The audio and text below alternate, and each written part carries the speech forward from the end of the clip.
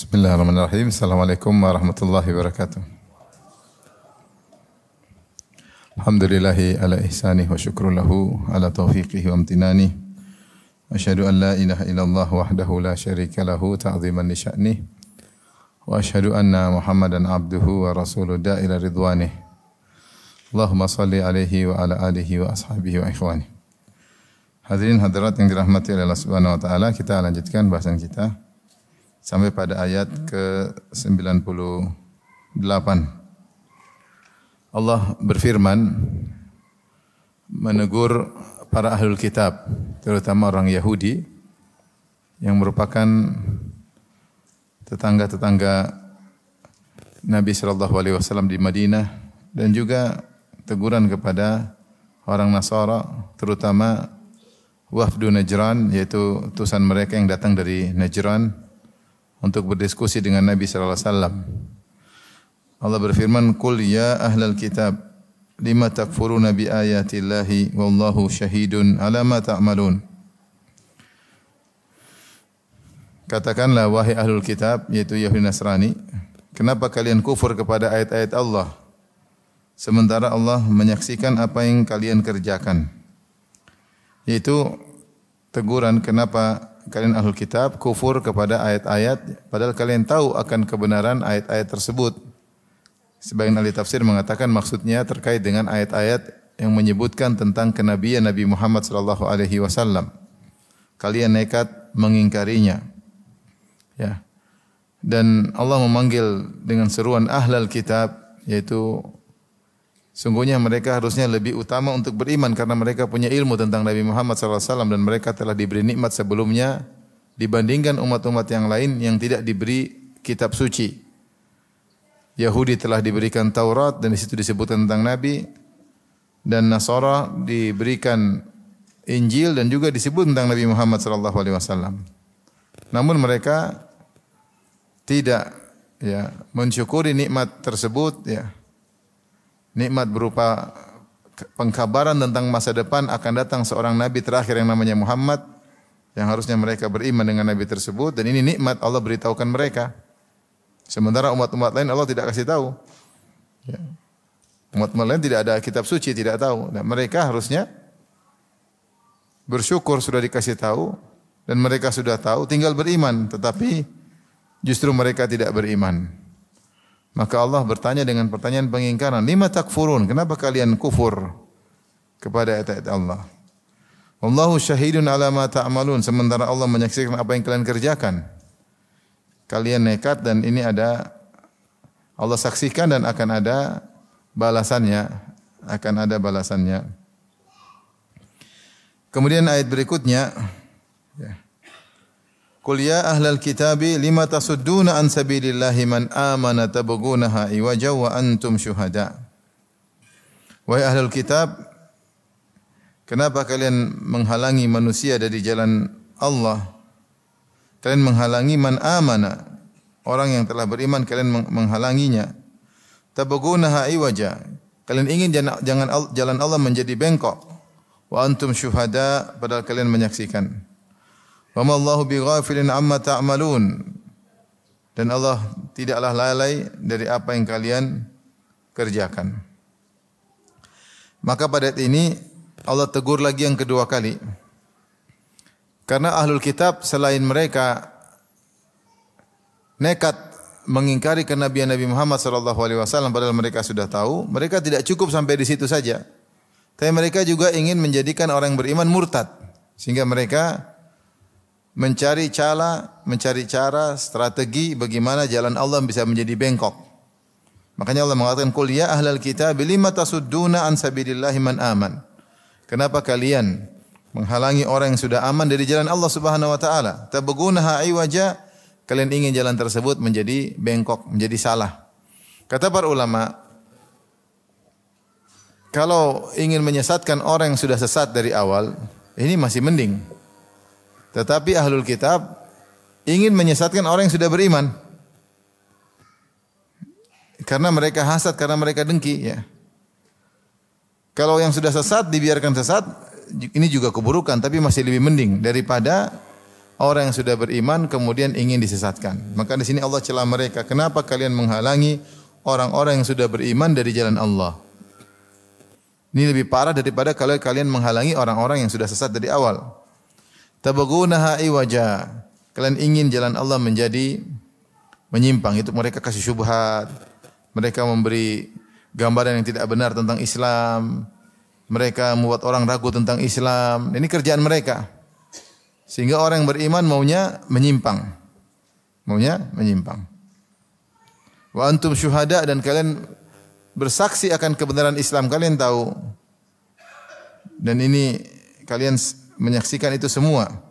Maka Allah dalam ayat ini Allah mengatakan wa mallahu bighafilin amma ta'malun. Allah tidak lalai dari perbuatan kalian. Artinya sebagian ulama mengatakan, ahli tafsir, mereka melakukan trik-trik ya untuk menggiring orang-orang beriman keluar dari jalur yang benar. Trik-trik ini Allah tahu dan Allah tidak lalai dari trik-trik kalian. Allah tidak lalai dari cara kalian ya untuk menggiring orang-orang beriman keluar dari jalan yang lurus. Dan ini Ahlul Kitab sampai sekarang demikian ya. Ya, bahwasanya mereka berusaha memberi gambaran yang buruk tentang Islam. Mereka menebar isu-isu yang tidak benar tentang Islam ya. Kemudian mereka yang jadi target adalah yang sudah beriman, yang sudah beriman. Yang sudah beriman supaya keluar dari jalan yang lurus. Maka Allah ingatkan, wa mallahu bighafilin amma ta'malun. Allah tidak lalai dari apa yang kalian kerjakan. Dan kalau Allah tidak lalai berarti akan ada balasannya di akhirat kelak. Inilah dua kesalahan Alkitab yang Allah singgung dalam ayat 98-99. Ayat 98 tadi, mereka sudah tahu tentang kebenaran Nabi Muhammad SAW, namun mereka nekat, padahal Allah menyaksikan perbuatan mereka. Yang kedua, mereka tidak cukup mengingkari Nabi Muhammad, bahkan mereka berusaha melakukan trik-trik strategi bagaimana Islam tergambarkan buruk sehingga orang-orang yang sudah beriman bisa menyimpang atau keluar dari Islam. Ayat berikutnya, ayat ke-100.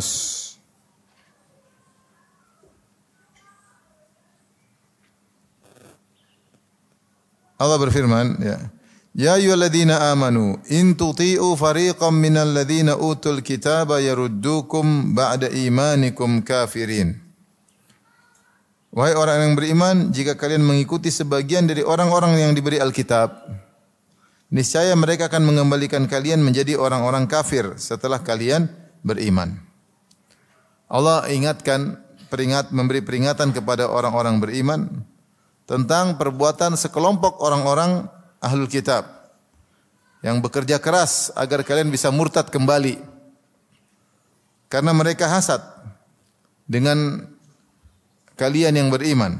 Sebagaimana Allah sebutkan dalam ayat yang lain, Allah berfirman, "Wadda katsirum min ahlil kitabi law yaruddunakum min ba'di imanikum kuffaran hasadan min indi anfusihim."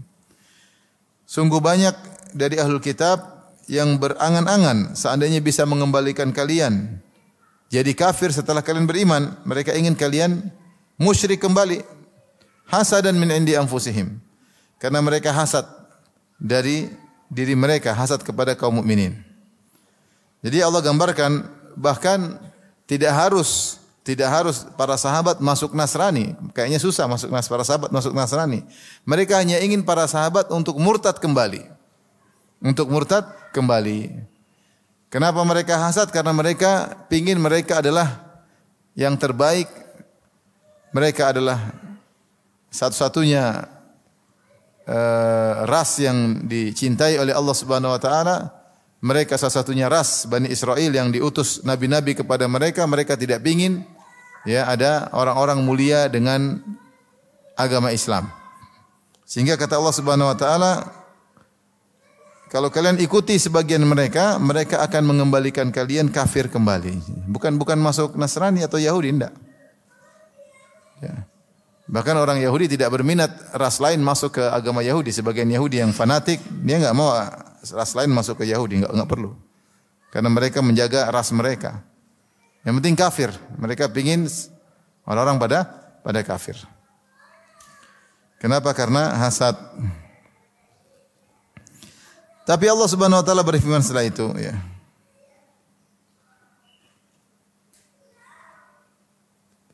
Wa kaifa takfuruna wa antum tutla alaikum ayatullah. Usaha mereka untuk buat kalian murtad akan gagal dan terbukti gagal nanti di zaman Nabi sallallahu alaihi wasallam. Bagaimana kalian bisa kufur kembali meskipun mereka berusaha keras membuat kalian musyrik kembali? Sementara wa antum tutla alaikum ayatullah wa fikum rasuluh. Sementara ayat-ayat Allah dibacakan kepada kalian dan di tengah-tengah kalian ada Rasulullah sallallahu alaihi wasallam. Wa may ya'tasim billahi faqad hudiya ila siratim mustaqim. Siapa yang berpegang teguh kepada Allah, kepada agama Allah, maka dia telah diberi petunjuk kepada jalan yang lurus. Ayat ini untuk mempupuskan cita-cita ahlul kitab untuk menjadikan para sahabat murtad, musyrik kembali. Karena Allah menjelaskan bagaimana kalian bisa murtad kembali. Wa kaifa takfuruna wa antum tutla alaikum ayatullah. Sementara Al-Quran dibacakan kepada kalian. Ini dalil bahwasanya para sahabat mendapatkan kemuliaan yang tinggi. Kenapa? Karena Al-Quran dibacakan kepada mereka. Bahkan yang bacakan langsung adalah Nabi sallallahu alaihi wasallam. Kemudian yang menunjukkan juga keutamaan para sahabat dan mereka tidak bakalan kafir kata Allah Subhanahu wa taala meskipun ahlul kitab Yahudi berusaha memurtadkan mereka kembali. Kata Allah wa fikum rasuluh, dan di antara tengah-tengah kalian ada Rasulullah sallallahu alaihi wasallam. Ya. Maka para ulama mengatakan ayat ini menunjukkan akan istimewanya para sahabat dan mereka tidak murtad. Meskipun ahlul kitab berusaha memurtadkan mereka. Karena ada dua ya, keutamaan. Yang pertama mereka dibacakan ayat-ayat Allah. Itu Nabi bacakan kepada mereka. Mereka saling baca di antara mereka. Dan ayat-ayat Allah membawakan keimanan. Yang kedua di tengah-tengah mereka ada Rasulullah. Maka inilah keistimewaan sahabat yang tidak didapatkan oleh generasi-generasi setelahnya. Makanya para sahabat adalah generasi yang terbaik. Kenapa? Karena ayat-ayat turun kepada mereka. Ayat-ayat turun terkait mereka. Bayangkan mereka melakukan suatu aktivitas sosial, tahu-tahu ada yang salah, turun ayat, tegur mereka. Tuhan langsung turunkan ayat, tegur mereka. Tentu suasana keimanan yang sangat luar biasa. Terjadi kegiatan, kejadian, perkara peristiwa-peristiwa terjadi, terus turun ayat mengomentari peristiwa-peristiwa tersebut, menegur atau membimbing, atau memberi kabar gembira, sehingga iman mereka luar biasa. Jadi generasi yang pertama kali menerapkan ayat-ayat Allah adalah generasi para sahabat. Generasi yang ayat-ayat turun tentang mereka adalah generasi para sahabat. Kemudian yang kedua ada Rasulullah yang membimbing langsung mereka. Wa fikum rasuluh. Makanya Allah mengatakan bagaimana kalian mau murtad sementara di tengah kalian ada Rasulullah sallallahu alaihi wasallam.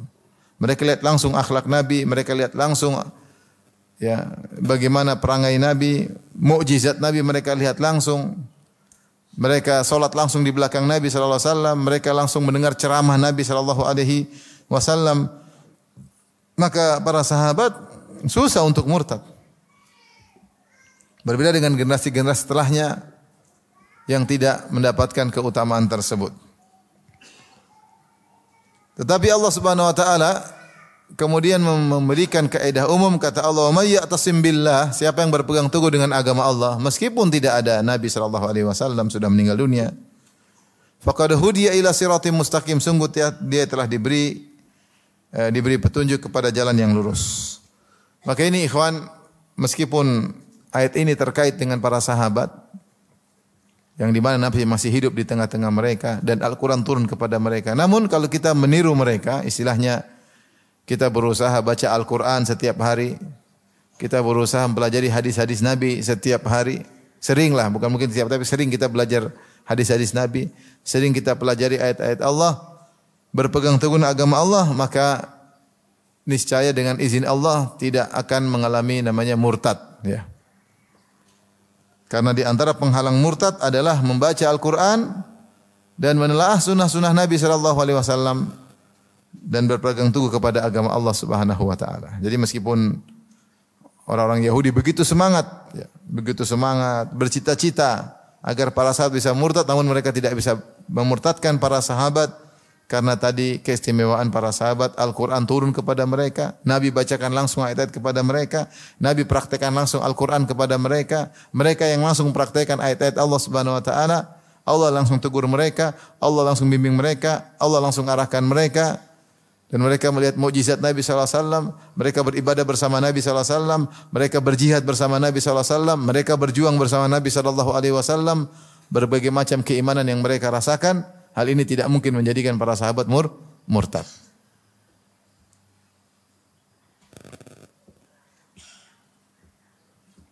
Jadi iman mereka sangat tinggi.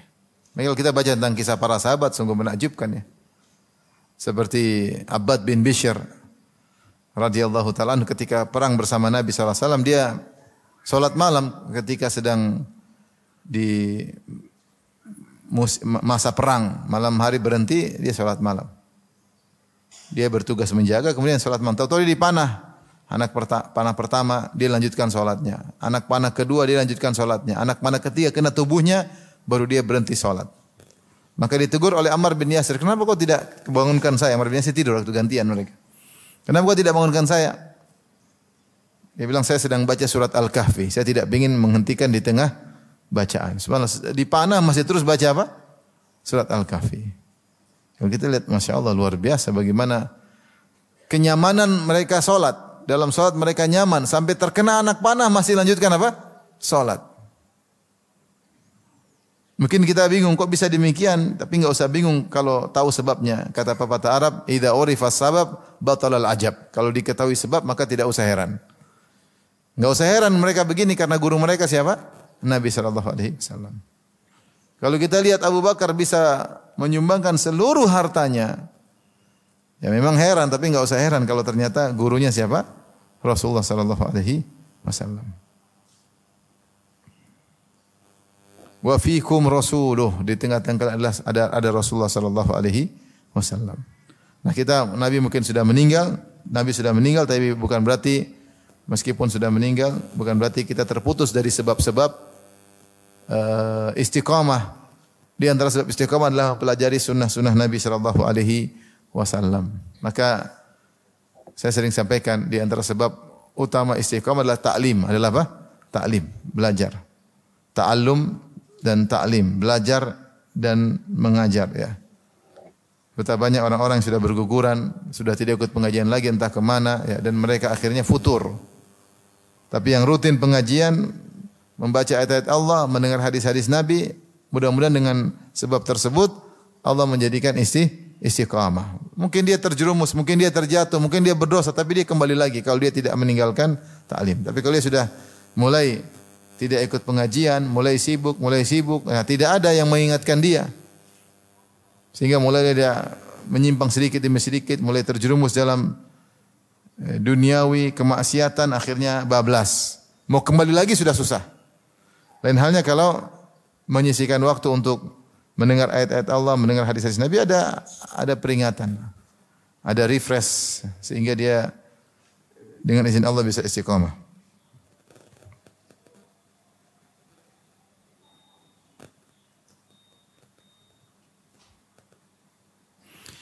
Ibnu Katsir ketika menafsirkan wa may ya'tasim billahi faqad hudiya ila siratal mustaqim, siapa yang berpegang kepada Allah, siapa yang menjadikan Allah sebagai i'tisam, tempat perlindungan, maka dia telah diberi petunjuk kepada jalan yang lurus. Beliau berkata, wa ma hadza fal i'tisam billahi wa tawakkulu alaihi wal umdatu fil hidayah. Meskipun dibacakan Al-Qur'an, meskipun ada Rasulullah di tengah-tengah kalian, tetapi ketahuilah sumber hidayah adalah berpegang teguh dan tawakal kepada Allah. Ya.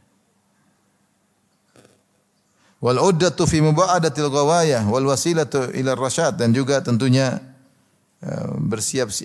berusaha untuk menjauhkan sebab-sebab kesesatan dan menempuh wasilah menuju jalan yang benar dan seterusnya. Jadi kata beliau, benar ayat-ayat Allah diturunkan, ada Nabi di tengah kalian, tetapi yang buat kalian selamat dari kemurtadan, dari kembali kepada kekufuran adalah al-i'tisam billah, bertawakal kepada Allah Subhanahu wa taala.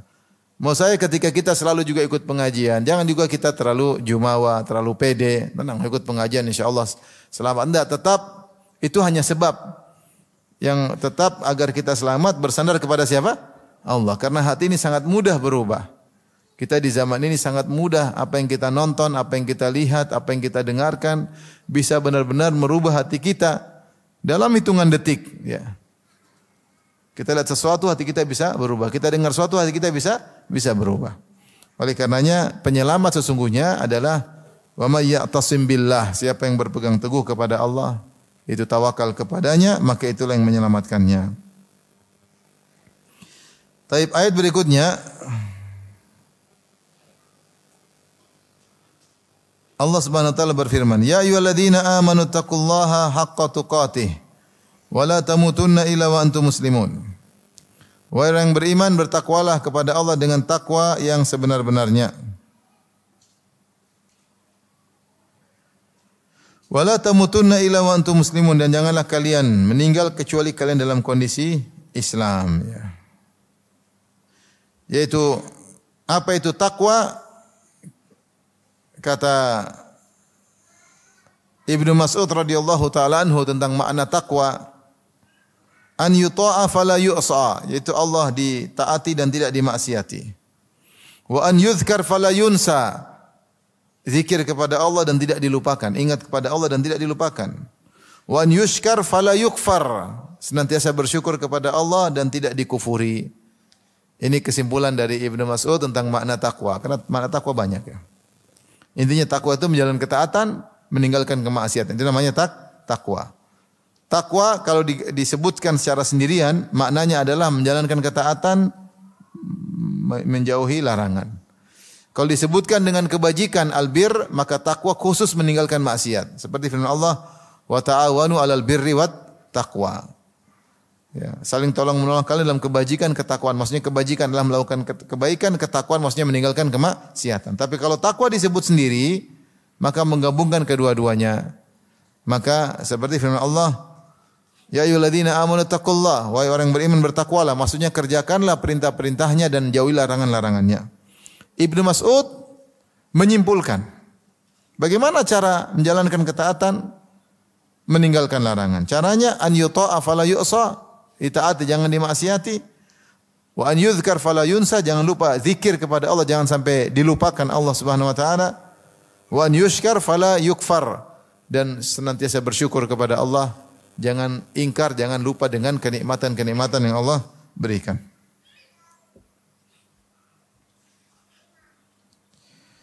Taib, di sini ketika Allah mengatakan haqqa tuqatih, ya, yaitu bertakwalah dengan sesungguh-sungguhnya takwa, ya. Yang Allah minta kepada kita bukan sekedar takwa, tapi berusaha kita mewujudkan takwa semaksimal mungkin yang bisa kita lakukan.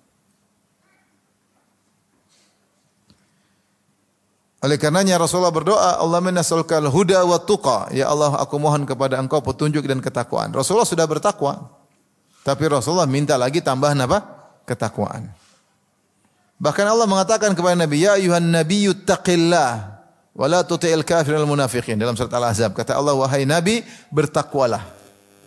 Nabi sudah bertakwa belum? Nabi imamnya para orang bertakwa, tapi Allah masih suruh bertakwalah. Maksudnya apa? Istiqomalah engkau dalam takwa dan tambahlah ketakwaanmu. Kita disuruh takwa optimal, maksimal, berusaha. Tentu ketika bertakwa dengan maksimal bukan berarti kita melalaikan status kita sebagai manusia, status kita sebagai kepala rumah tangga, status kita sebagai istri misalnya, status kita sebagai makhluk sosial di antara masyarakat. Bukan begitu, karena di antara bentuk takwa adalah interaksi dengan mereka, dengan masyarakat, interaksi yang benar. Makanya kalau orang bilang agama jangan serius-serius banget, justru harus serius. Ya. Beragama yang biasa-biasa saja, enggak, justru jangan yang biasa-biasa saja, optimal, maksimal. Tapi bukan berarti kalau maksimal itu ekstrim. Kemudian istri ditinggal, suami ditinggal, ngaji terus, enggak. Bukan, itu salah penerapan, ya. Tapi kita berusaha meningkatkan ketakwaan. Karena kalau kita optimal di dunia, nanti surganya juga optimal. Maka Allah sering dalam banyak ayat, ya ayyuhalladzina amanu taqullah, wahai orang yang beriman bertakwalah. Sudah beriman disuruh bertakwa, Nabi sudah bertakwa. Ya ayyuhan nabiyyu taqillah, wahai Nabi bertakwalah. Maksudnya apa? Kalau dalam istilah kita, kalau seorang sedang melakukan sesuatu, kemudian disuruh melakukan sesuatu itu pula, berarti maknanya pertahankan dan tambah. Saya sering sampaikan, misalnya antum sedang makan, terus saya bilang makan, lagi makan antum disuruh, terus dibilang makan, maksudnya tambah makanmu dan pertahankan, jangan berhenti makan maksudnya. Sama, Nabi sudah bertakwa, Allah mengatakan ittaqillah, bertakwalah, berarti disuruh istiqamah dan suruh menambah ketakwaan. Rasulullah minta, Allah menasihkan huda wa tuqa, ya Allah aku minta ketakwaan darimu. Ya ayyuhalladzina amanu taqullah, wahai yang beriman bertakwalah. Wal tanzur nafsum ma qaddamat lighad, dan seterusnya. Di sini Allah mengatakan ittaqullaha haqqa tuqatih, yaitu bertakwalah dengan sungguhnya. Kata Ibnu Katsir, an yujahidu fi sabilihi haqqa jihadih, yaitu berjihadlah di jalan Allah dengan jihad yang sesungguhnya. Berusaha semaksimal mungkin. Setelah itu Allah berfirman, wala tamutunna illa wa antum muslimun, dan janganlah kalian meninggal kecuali dalam kondisi Islam. Maksudnya istiqamahlah kalian. Ayat ini jangan kau mati kecuali muslim, berarti suruh apa? Istiqamah. Jangan cuma takwa di awal aja, di ujungnya tidak bertakwa. Yang paling penting bagaimana ketakwaan tersebut kau bawa sampai kau meninggal dunia. Makanya itulah doa Nabi Yusuf alaihissalam. Ketika dia telah diberikan segala kenikmatan, apa yang dia tunggu? Dia tinggal pingin mati husnul khotimah. Di akhir-akhir surat Yusuf, ketika Yusuf sudah jadi bangsawan, kemudian dia panggil bapaknya, ibunya, kakak-kakaknya, dia panggil keluarganya, datang tinggal di Mesir. Kemudian dia cerita kepada ayahnya, ya abati hadza ta'wilu ru'yaya min qablu qad ja'alaha rabbi haqqan. Wahai ayahanda, inilah mimpi yang pernah aku ceritakan kepadamu, ada matahari, rembulan, 11 bintang sujud kepadaku, sekarang telah terjadi, yaitu aku menjadi bangsawan. Kemudian cerita wa qad ahsana bi id akhrajani minas sijni wa Allah telah berbuat baik kepadaku, tadinya aku di penjara, terus Allah keluarkan aku, dan Allah telah datangkan kalian kemari. Tadinya aku bertengkar dengan kakak-kakakku, sekarang Allah sudah damaikan kami berkumpul lagi. Semua nikmat sudah lengkap. Kemudian dia berkata, Rabbi qad ataitani minal mulki wa 'allamtani min ta'wil ahadits. Apalagi yang kurang? Ya Allah, kekuasaan telah kau berikan kepadaku dan kau ajarkan aku bagaimana ilmu menafsirkan mimpi. Fatiras samawati wal ard, engkau Allah pencipta langit dan bumi, pemilik langit dan bumi. Anta wali fid dunya wal akhirah, engkau Allah penolongku di dunia dan akhirat. Apa permintaannya? Tawaffani muslimah. Wafatkanlah aku dalam kondisi apa? Islam. Itu husnul khatimah. Bukan bilang ya Allah tambah lagi kekuasaan, ya Allah tambah lagi ekspansi, enggak. Jika diberikan nikmat, yang paling penting kita minta apa? Husnul khatimah. Kita rumah udah ada, mobil udah ada, istri sudah ada, anak sudah ada. Apalagi? Ya tinggal mati. Husnul khatimah apalagi. Kalau pingin dunia, dunia untuk akhirat. Supaya bisa berinfak, bayar zakat, oke. Di antara permintaan yang didambakan oleh seorang kaya adalah husnul khatimah. Itu Yusuf alaihissalam. Ustaz, kebutuhan saya masih banyak, belum seperti Nabi Yusuf. Maksud saya, banyak orang kalau diberi kekayaan, mereka tidak pikir husnul khatimah, mereka pikir bersenang-senang, bertambah-tambah lagi senang-senang.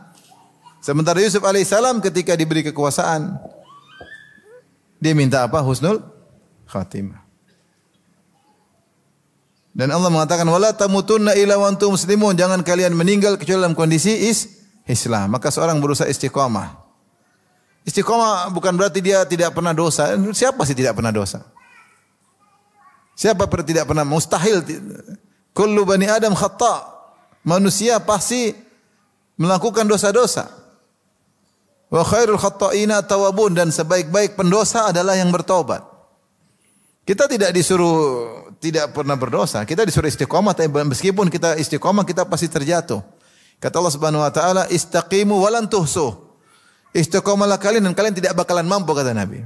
Pasti ada terjatuh, pasti. Siapapun dia. Tetapi kalau jatuh segera bangun. Segera kembali ke jalan yang lurus sampai bertemu dengan Allah Subhanahu wa taala.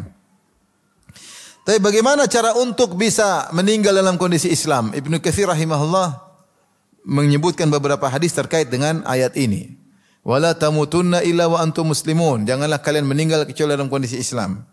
Di antaranya, ya, karena kata beliau perkataan indah.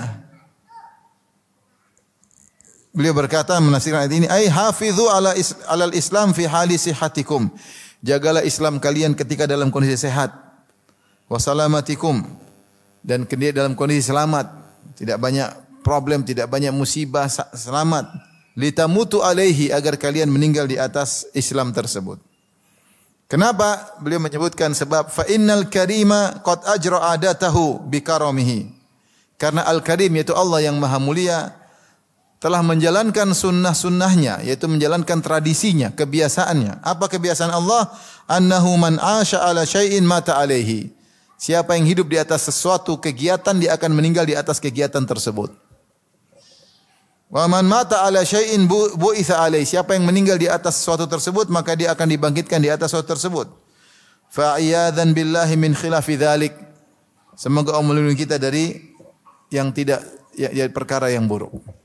Jadi di antara kata Ibnu Katsir, agar kita bisa meninggal dalam kondisi Islam, maka biasakan Islam tersebut dijaga. Karena siapa yang biasakan menjaga Islam, dia akan meninggal. Orang yang setiap hari mungkin ke masjid, sholat berjamaah, insya Allah meninggal baik-baik. Insya Allah meninggal baik. Tapi orang yang senantiasa maksiat, hari ini maksiat ini, besok maksiat ini, besok maksiat ini. Sering ke diskotik, sering joget-joget, sering riba, sering buka aurat, sering membangkang suami, matinya juga begitu. Matinya juga biasa. Siapa yang sering mabok-mabok, kalau tidak dapat petunjuk, matinya biasanya juga mirip-mirip seputar itu. Seputar itu. Oleh karena jaga diri kalian agar kalian meninggal di atas kondisi kalian yang biasanya. Karena Al-Karim qad ajra adatahu annahu man asha ala syai' mata alaih. Karena Allah telah menjalankan kebiasaan Allah, siapa yang biasanya hidup di atas satu kebiasaan, maka dia akan meninggal di atas kebiasaan tersebut. Mengerikan. Teman saya cerita ada orang kompleks lagi main judi, mati juga main judi. Tangannya kaku lagi pegang kartu. Mati main judi. Betapa banyak orang berzina meninggal dalam kondisi sedang berzina. Betapa banyak orang riba meninggal dalam kondisi masih pelaku praktisi riba.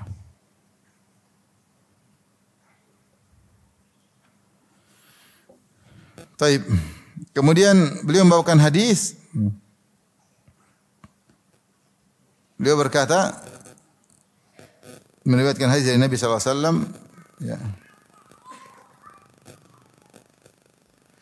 Rasulullah bersabda, "Man ahabba an yuzahza 'anil nar wa yadkhulul jannah."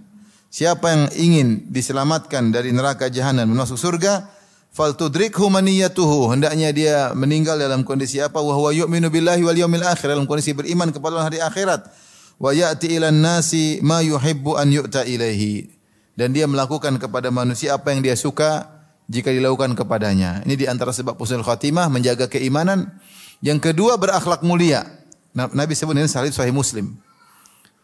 Man ahabba an yuzaza 'anil nar wa yudkhalul jannah, siapa yang ingin selamat dari neraka dan dimasukkan dalam surga, falta'tihi maniyatuhu, hendaknya kematiannya menjemputnya.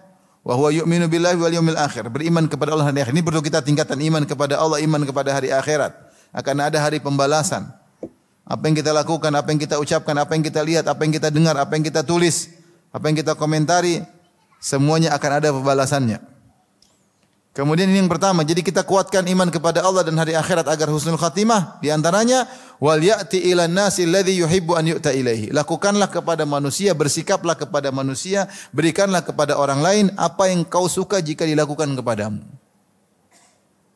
Kalau kau suka disenyumin orang, senyumlah sama orang. Kalau kau suka tidak disombongin orang, jangan sombong sama orang lain. Enak enggak kalau kita disombongin orang? Kita enggak suka, sombong banget nih orang. Ya, jangan sombong juga sama orang. Kalau kita senang orang tawaduk sama kita, kita pun tawaduk sama orang. Kalau kita ingin kita ngomong dihargai, kita hargai juga omongan orang. Seperti itu. Sehingga Syekh Abdul Razak ketika membahas di sini mengatakan inilah definisi akhlak, salah satu definisi akhlak mulia. Yaitu sebelum kau berbuat sama orang, kau renungkan seandainya itu dilakukan padaku, mau enggak? Kalau mau lakukan, kalau enggak jangan lakukan. Misalnya bagaimana? Misalnya kita ingin berbakti sama ibu kita. Ibu kita masih hidup misalnya. Saya sebagai anak sudah punya berumah tangga. Ibu saya kira-kira senang kalau saya jadi ibu saya maunya gimana? Saya pingin anak saya telepon saya tiap hari. Iya enggak kira-kira? Tanya kabar. Gimana, Ma? Saya pingin anak saya sepekan sekali main ke rumah. Saya pingin anak saya masak kue terus kirim ke rumah saya. Kira-kira ibu kita pengen begitu enggak? Maka lakukanlah. Kita bayangkan saya kalau jadi bapak saya pingin gimana? Ya pingin ditelepon tanya kabar, Abi bagaimana kabarnya. Ya. Senang orang tua tuh gengsi. Mana bilang sama anaknya telepon saya ya? Mana dia mau? Dia enggak mau bilang begitu. Kita pikir aja kalau saya jadi abi saya gimana kira-kira? Dia telepon aja enggak usah disuruh apa? Telepon. Itu namanya akhlak yang mulia. Masih sering bilang ada seorang menyesal. Dia sadar bahwasanya selama ini dia kurang berbakti kepada orang tuanya. Kenapa? Ketika dia sudah tua, anaknya sering bilang, Abi mau ini enggak? Misalnya Abi mau bakso enggak? Dia enggak enak, dia bilang enggak. Padahal dia mau. Cuma dia enggak enak, dia bilang enggak. Abi mau ini enggak? Enggak. Dia baru sadar, ternyata dia juga dulu sering nawarin abinya begitu.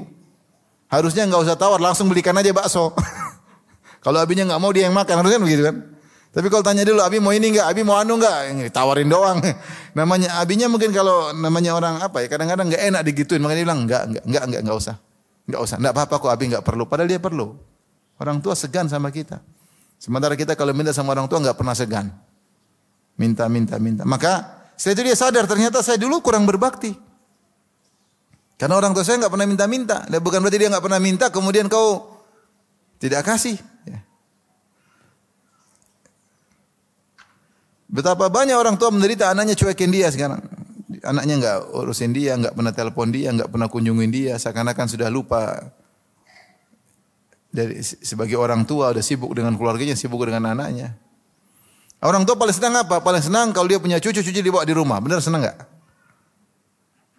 Makanya kalau kita udah punya anak, kita bawa anak kita ke orang tua kita. Dia senang lihat cucunya.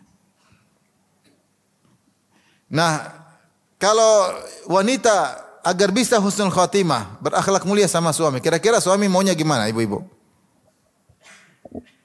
Suaminya itu mau kalau dipanggil sayang, dalam itu senang itu. Iya. Apa bi? Apa sih bi? Dalam. Iya bi, yang halus ngomongnya.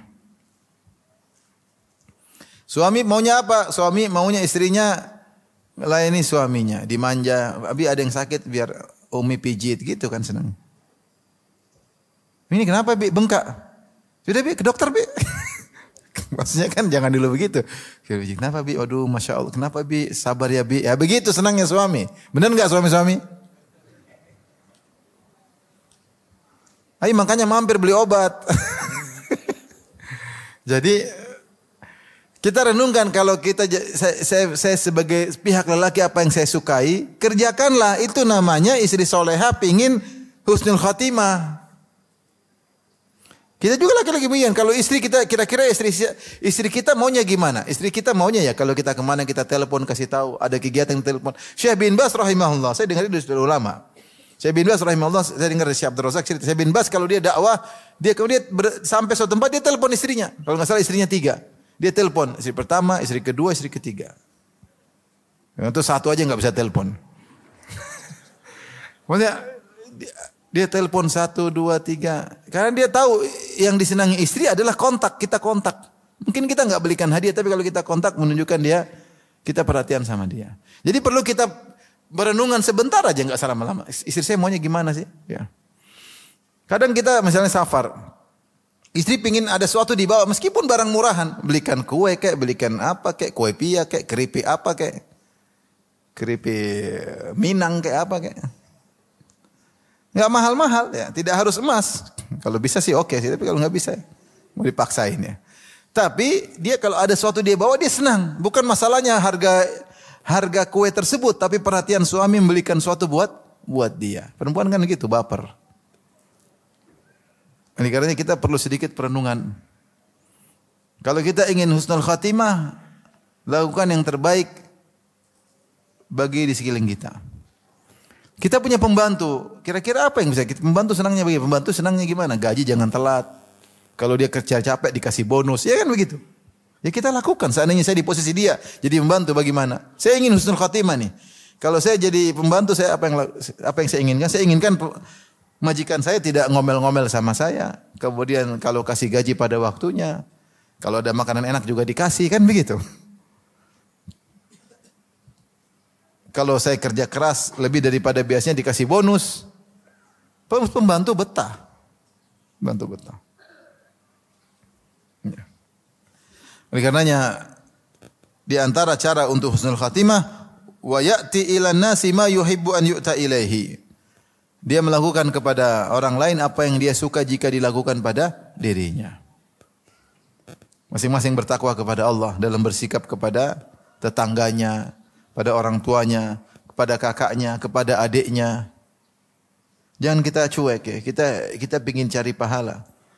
Di antara sebab pahala di husnul khatimah adalah bersikap yang terbaik kepada orang di hadapan kita. Kemudian juga di antara hadis yang disebut oleh Ibnu Katsir tentang sikap agar kita husnul khatimah, kata Nabi sallallahu alaihi wasallam, la yamutanna ahadukum illa wa huwa yuhsinu dhanna billahi azza wa jalla. Hadis riwayat Muslim. Janganlah sekali-sekali salah seorang dari kalian meninggal kecuali dalam kondisi berbaik sangka kepada Allah Subhanahu wa taala. Maka seorang berusaha berbaik sangka ketika akan meninggal dunia. Jangan suudzon. Wah, bakalan diazab nih kayaknya. Jangan suudzon. Rugi suudzon sama Allah. Sementara Allah mengatakan ana inda dhanni abdi bi falyadhunna bi abdi ma syaa. In dhanna bi khairan falahu wa in dhanna bi syarran falahu. Aku tergantung persangkaan hambaku kepadaku. Hendaknya hambaku berprasangka kepadaku yang dia sukai. Kalau dia berprasangka baik bagi dia kebaikan, kalau dia berprasangka buruk kepadaku bagi dia keburukan. Cuma ingat Ibnu Qayyim mengatakan dalam kitab Al-Jawabul Kafi, susah orang untuk husnudzon kepada Allah kalau dia suka membangkang, kalau dia suka maksiat. Susah. Tapi kalau orang dekat sama Allah, dia mudah husnudzon. Kita kalau dekat sama ibu kita atau sama seorang kita dekat, kita tahu kasih sayangnya kita rasakan, kita nurut sama dia, kita mudah husnudzon, tenang. Ibu sayang sama saya, insyaallah ibu tidak marah, insyaallah kan. Begitu pula kalau walillahil matsalul a'la, bagi Allah perumpamaan lebih tinggi. Kalau kita dekat sama Allah, kita baca Qur'annya, kita salat malam, kita ingat kepadanya, kalau salah kita menangis istighfar kepadanya, kita bisa husnudzon. Allah baik, insyaallah baik. Tapi kalau kita maksiat membangkang, husnudzon susah. Kata Ibnu Qayyim rahimahullah, susah.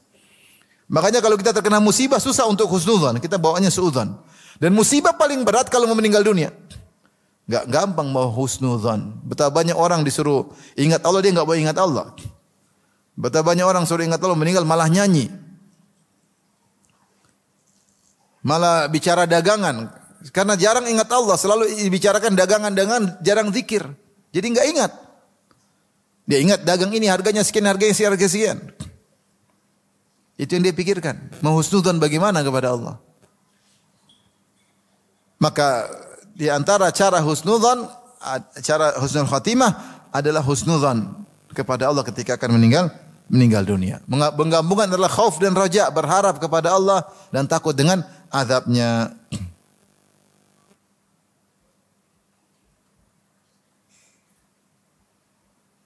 Baik, kita lanjutkan. Jadi firman Allah, wala tamutunna illa antum muslimun, jangan kalian meninggal dalam keadaan Islam, maksudnya istiqamalah kalian sampai kalian meninggal dunia. Dari sini kita tahu janganlah kita ujub dengan apa yang kita punya sekarang. Iman kita sekarang alhamdulillah kita bersyukur kepada Allah. Kondisi kita sekarang alhamdulillah kita wanita berjilbab, ikut pengajian, tapi kita enggak boleh ujub. Kita enggak tahu ujung kita. Karena Allah perintahkanlah istiqamah sampai meninggal apa? Dunia. Tapi di antara istiqamah tadi baca ayat Allah, tawakal kepada Allah, baca hadis Nabi sallallahu alaihi wasallam. Ayat berikutnya, Wa'tasimu bihablillahi jami'an wa la tafarraqu. Hendaknya kalian megang tali Allah seluruhnya dan janganlah berpecah belah. Wadhkuru ni'matallahi 'alaikum id kuntum a'da'a, dan ingatlah nikmat Allah kepada kalian ketika dahulunya kalian adalah saling bermusuhan. Maksud suku Al-Aus dan suku Al-Khazraj yang saling perang saudara sampai sekitar 120 tahun. Padahal mereka keturunan seorang nenek yang sama namanya Qailah. Makanya mereka dikenal dengan Banu Qailah. Karena nenek mereka dulu satu, namanya siapa? Qailah. Tapi di bawahnya akhirnya terbagi menjadi dua suku besar, Al-Aus dan Al-Khazraj. Kemudian mereka perang saudara sampai sekitar 100 tahun lebih, sekitar 120 tahun. Idh kuntum a'da'an, kalian dulu saling bermusuhan. Fa'allafa baina qulubikum, lalu Allah satukan hati kalian. Fa'asbahtum bi ni'matihi ikhwana, maka dengan karunia Allah kalian menjadi saling bersaudara.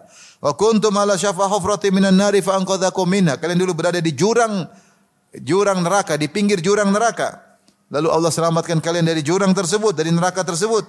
Kadzalika yubayyinullahu lakum ayati la'allakum tahtadun. Demikianlah Allah jelaskan bagi kalian ayat-ayat Allah agar kalian mendapat petunjuk. Tapi di sini Allah sebutkan perintah untuk berpegang teguh dengan tali Allah, yaitu benar-benar tawakal. Kata Allah, wa'tasimu bihablillah, berpeganglah erat-erat dengan tali Allah Subhanahu wa taala. Sebagian ulama seperti Tahir bin Asyur mengatakan maksudnya tali ibarat seperti orang mau tenggelam atau orang mau jatuh kemudian diulurkan tali dari atas kemudian dia pegang. Gimana kira-kira dia pegang? Dia akan pegang dengan erat. Bukan pegang sekedarnya. Dia akan pegang dengan erat-erat. Sehingga Allah menyamakan agama Allah dengan tali, seakan tali yang menyelamatkanmu. Makanya Allah mengatakan wa'tasimu bihablillah. Berpegang teguhlah dengan tali Allah, bukan asal pegang, pegang yang benar. I'tisam, benar-benar bersandar berpegang. Jami'an seluruhnya. Wala tafarraqu, dan jangan saling bercerai-berai. Jangan percerai-beraian, permusuhan, pertikaian, perkara yang merupakan azab. Ya. Makanya dikatakan al-ijtima'u rahmah wal furqatu azab. Berkumpul itu adalah rahmat dan bercerai-berai adalah azab, tersiksa. Ribut itu enggak enak. Allah mengatakan wala tafarraqu, janganlah kalian tercerai-berai. Kenapa? Wadhkuru ni'matallahi 'alaikum, ingatlah nikmat yang pernah Allah berikan kepada kalian. Ini antara metode Allah sering mengingatkan untuk ingat nikmat-nikmat, dan ini dalam Quran banyak. Wadhkuru idh kuntum qalilan fakatsarakum. Ingatlah ketika kalian dulu sedikit, kemudian Allah jadikan kalian banyak sekarang, nikmat. Wadhkuru idh ja'alakum khulafa'a min ba'di qaumi Nuhin wa zadakum fil khalqi bastah. Allah berkata kepada kaum Ad, wahai Hud, katakanlah kepada mereka kaum Ad, dan ingatlah ketika Allah menjadikan kalian berkuasa setelah kaumnya Nabi Nuh, dan Allah tambahkan kekuatan bagi kalian, nikmat. Wa dzakirhum bi ayyamillah, wahai Musa, ingatkanlah pengikutmu kepada hari-hari Allah, itu kenikmatan-kenikmatan yang Allah berikan kepada mereka. Allah berfirman kepada para sahabat, wadhkuru ni'matallahi 'alaikum idh ja'atkum junudun fa arsalna 'alaihim rihan wa junudan lam tarauha. Dan ingatlah ketika Allah berikan nikmat kepada kalian ketika datang kepada kalian 10.000 pasukan ingin menyerang kalian. Lalu Allah kirimkan angin yang memporak-porandakan mereka, dan Allah kirimkan malaikat. Nikmat. Jadi seorang berusaha ingat nikmat Allah. Di antara bentuk syukur adalah ingat nikmat tersebut sehingga kita bilang alhamdulillah. Perlu kita duduk sama istri, sama anak, kita ngobrol. Dulu coba rumah kita gimana dulu? Belum punya rumah, dulu kontrak. Oh iya benar, kontrak. Sekarang udah punya, alhamdulillah. Dulu ingat enggak? Umi kurusnya kayak apa? Sekarang alhamdulillah besarnya kayak apa? Alhamdulillah. Dulu kita enggak punya motor, minjam sana minjam sini, kadang dikasih pinjam, kadang enggak. Bisa dulu minjam motor, enggak punya motor dulu. Minjam motor. Kadang saya punya duit, saya isi bensin, kadang saya enggak isi bensin. Tapi yang minjemin ngerti, Ustadz juga dulu saya pinjam dari dia. Dia ngerti kalau saya enggak isi bensin. Tidak semua meminjamkan. Ada orang saya ada. Yang lain belum tentu bisa minjamkan. Kita enggak punya, mau diapain? Sekarang udah punya motor, udah punya mobil, alhamdulillah. Terlalu banyak nikmat. Terlalu banyak nikmat yang Allah berikan kepada kita. Kalau kita bandingkan dengan yang lalu. Maka Allah ingatkan kepada para sahabat, jangan kalian tercerai-berai. Bukankah tercerai-berai itu adalah suatu yang menyakitkan? Jangan bertengkar. Ingatlah dulu kalian bermusuhan. Idz kuntum a'daan wadhkuru ni'matallahi 'alaikum. Ingatlah nikmat yang Allah berikan kepada kalian. Apa nikmat itu? Idz kuntum a'daan. Kalian dulu adalah bermusuhan, saling bunuh-bunuhan, bukan cuma musuh biasa, perang-perangan padahal kalian bersaudara. Kemudian kata Allah, fa'alafa baina qulubikum, lalu Allah gabungkan hati kalian. Dan namanya ulfah yaitu saling mencintai, kedekatan di hati, bukan sekedar fisik. Betapa banyak orang dekat secara fisik tapi hati mereka saling menjauh. Seperti orang Yahudi, kata Allah, tahsabuhum jami'an wa qulubuhum syatta. Engkau menyangka mereka bersama, ternyata hati mereka tercerai-berai. Betapa banyak orang fisik kumpul tapi hati bermacam-macam, bertikai. Ada kesempatan dikhianati temannya. Lihatlah carut-marut, saling cakar-mencakar, dahulunya bersahabat, sekarang cakar-mencakar. Karena ulfah, ya, kecocokan itu di hati. Maka Allah mengatakan, fa'alafa baina qulubikum, dan Allah menggabungkan hati kalian. Fasbahtum bi ni'matihi ikhwana. Maka dengan sebab karunia Allah, nikmat Allah, kalian jadi saling bersaudara. Maka kita sadar bahwasanya saling bersaudara, bisa jalan bareng, ngobrol bareng, itu nikmat dari Allah. Punya teman baik itu nikmat dari Allah. Bisa ngumpul bareng dengan satu visi dan misi, sama-sama ingat akhirat, itu nikmat dari Allah Subhanahu wa taala. Sementara di sana banyak orang kumpul pikirannya dunia, pikirannya maksiat, kumpul karena maksiat, kumpul karena dunia, kumpul. Kita alhamdulillah, dunia alhamdulillah kita Allah kasih. Tapi kumpul bareng, jalan bareng karena Allah Subhanahu wa taala. Ini nikmat yang luar biasa. Makanya Allah mengatakan, "Lau anfaqta ma fil ardi jami'an ma allafta baina qulubihim, walakinnallaha allafa bainahum." Ya, wa allafa baina qulubihim. Kata Allah, Allah yang menggabungkan hati-hati mereka, wahai Rasulullah, bukan engkau. Menjadikan saling berkumpul, saling mencintai, saling sepakat, saling serasi, itu dari Allah Subhanahu wa taala. Bahkan bukan Nabi. Nabi cuma sebab, tapi yang menimbulkan akibat Allah, bukan Nabi. Makanya Allah mengatakan kepada Rasulullah, "Lau anfaqta ma fil ardi jami'an ma allafta baina qulubihim." Kalau seandainya kau Muhammad punya harta sepenuh bumi, kau infakkan bagi-bagi ke mereka, belum tentu kau bisa gabungkan hati mereka. Walakinnallaha allafa bainahum, tapi Allah yang telah menyatukan mereka. Innallaha, Allah aziz, Allah maha perkasa. Jadi kita ada kebersamaan, satu visi.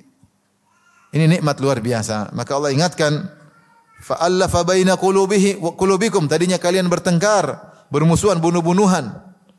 Dan makanya sampai mereka sering perang, senior mereka semua habis. Kecuali tinggal Abdullah bin Ubay bin Salul, satu-satunya senior yang masih ada dari suku Al-Khazraj. Makanya mereka sudah niat menaikkan Abdullah bin Ubay bin Salul menjadi pemimpin mereka, karena yang lain sudah habis senior-senior. Ya.